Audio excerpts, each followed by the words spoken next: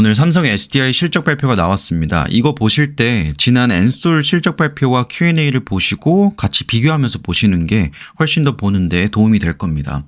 일단 엔솔 거에서는 어떤 상황이 있었냐면 2분기 침체 구간에서 3분기에 조금 턴해서 올라가는 느낌을 보여줬고, 실적 또한 보조금을 포함했을 때는 흑자 구간, 보조금을 포함하지 않더라도 적자폭을 축소하는 그런 모습을 보여줬습니다. 4분기와 내년 2025년도 가이던스에 대해서 약간 좀 불확실성들을 보여주게 되면서 시장에서의 반응이 좀 엇갈렸던 건데요.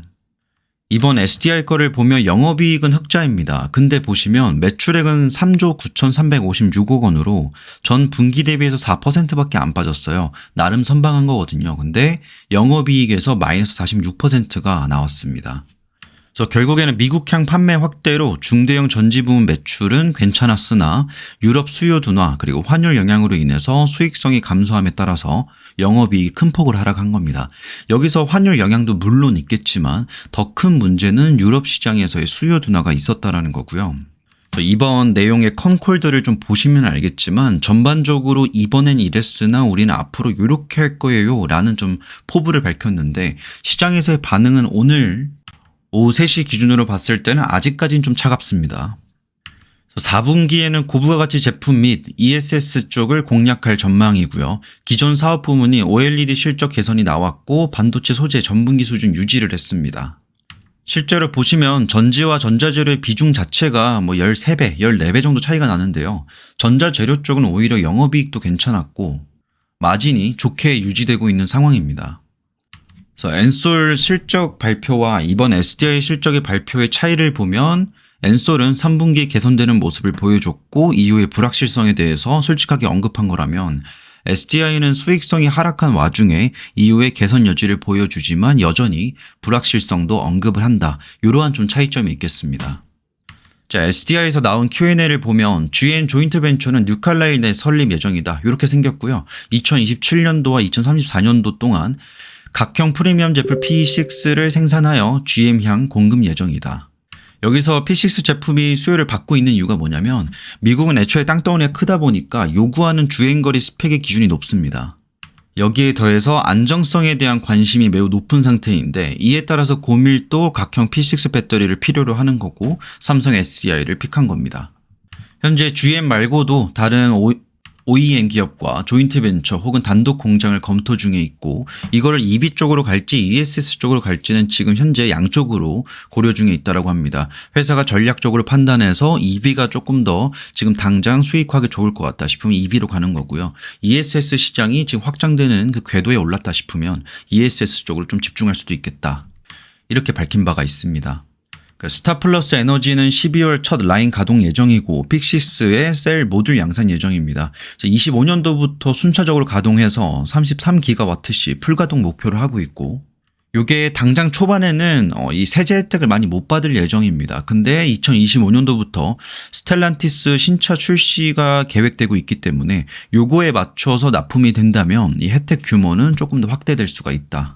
그리고 여기서 나오게 된 혜택들, 보조금을 가지고 시설에 재투자하겠다라고 밝혔습니다. 이것도 나름 중요한 포인트인 게요. 보조금을 받고 그냥 장부상에 인식을 해놓고 쟁겨두는 회사가 있고 이걸 바로 재투자하는 유형들이 있는데 저는 재투자하는 걸 조금 더 선호하는 편입니다. 이번 부진의 원인이 있었던 게 아무래도 유럽 시장입니다. 유럽 EV 시장이 8월 누계 기준으로 마이너스 2%의 역성장을 보여줬고요. 그 원인으로는 보조금 지급을 중단했고 타 지역 대비 북미나 아시아 지역 대비해서 수요가 부진했습니다. 근데 2025년도 수요 개선을 기대하고 있는 겁니다. 회사 입장에선 이게 확정적인 건 아니고 지금 수요가 개선될 수 있다는 기대감을 가지고 있는 거고, 그 이후로는 CO2 규제 강화 충족하기 위한 움직임이 나올 거라는 건데 이것 또한 기대감입니다. 확실하게 움직임 나오고 있는 거는 지금 가장 규모가 큰 독일에서 법인용 차량에 대한 세제 혜택 및 법인 차세 할인 대상 확대를 추진 중에 있기 때문에 기존 차세 할인 대상 상한 가격이 7만 유로에서 이번에 9.5만 유로로 확대가 되었습니다. 그래서 유럽 내 세제 혜택 플러스 중국 규제로 인해서 SDI OEM에 대한 판매 확대가 기대된다. ESS 시장은 작년 전망되던 것보다 올해 유난히 조금 더 가파른 성장을 보여주고 있는데 그 이유는 아무래도 AI 데이터 센터와 AI 산업의 성장 때문입니다. 현재 SDI에서 보여주고 있는 게 SBB 1.5 요걸 보여주고 있는데 앞으로 이게 또 다른 모델들이 출시가 되겠죠. 이렇게 큰 컨테이너처럼 생겼는데 이게 에너지 밀도 잡고 안정성도 높인 겁니다. 이걸 가져다가 그냥 전력망에다 연결만 하면 바로 사용할 수가 있는 거고요. 20피트 정도 되는 컨테이너 박스에다가 하이니켈 NCA 배터리 셀과 모듈, 렛 등을 설치한 제품입니다. 여기 내부 공간 효율화가 진행되기 때문에 더 많은 양의 배터리를 적재할 수 있는 거고, 이에 따라서 에너지 밀도가 기존 제품 대비 37%가량 향상된 제품입니다. 근데 여기서 더 중요한 점은 뭐냐면 요즘 가장 문제가 되는 게 배터리 화재 사건이잖아요. 이거에 대해서 SDI에서 내놓고 있는 솔루션은 EDI, 모듈 내장용 직분사라고 해서 화재 예방 및 확산 방지 기능을 강화했다라는 겁니다.